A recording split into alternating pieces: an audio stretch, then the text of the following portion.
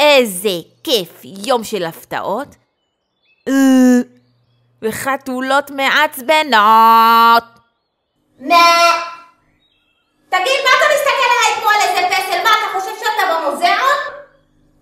תראה את זאת, קופצת כמו איזה חרגול. אני קופצת כמו חרגול, שמעת דובי? אתה דומה לקוף ים תיכון, יש לך שיער של איזה ארנבת. ילדים יקרים, כולכם מוזמנים להצטרף לתחרות ילדים קוסמים. אני חייבת מקום שקט, שאף אחד לא יפריע לי, ואני אוכל לעשות קסמים בשקט בשקט. אדידוש, אני אדידוש, תמיד מאמינה ומקווה לטוב ומחבקת את כולם קרוב קרוב. גיורא! סליחה אדוני, מה אתה צועק פה? מה זה בלומפילד? למה זה באותו לילה? למה ילדים בשעה כזאת שולחים אותם לספרייה עכשיו 4:55? למה אני צריכה בשעה כזאת לראות ילדים? אהלן, חברה שלך מהצופים בכיתה י"ב, אהלן, איך אפשר לעזור? הבטיחו שתבוא עובדת חדשה, היום היא מגיעה. הבטיחו, נו מה? הבטיחו גם טיול לחו"ל, בסוף יורד עליי רק מבול. טוב, אני גם לא ממש רואה טוב, אז אני לא בטוח שאני אוכל להסתדר עם הכל לבד. זה קצת בעיה. היי, שלום. את העובדת החדשה? שלום, נכון, שלום. בואי, כנסי נא. ברוכה הבאה.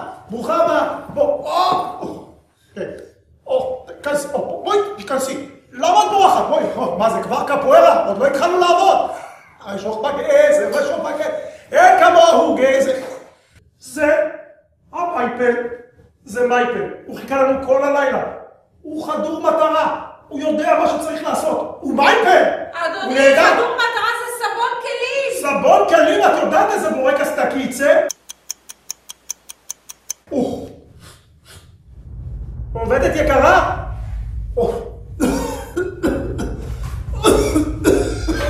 עובדת יקרה?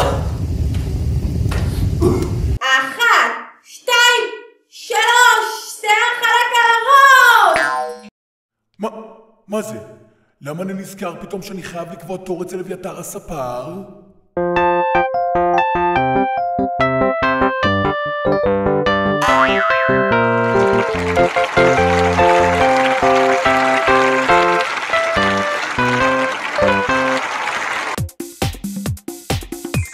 איזו מסיבה, סבבה, כי לכולם יש מקום בחגיגה. איזו מסיבה, סבבה,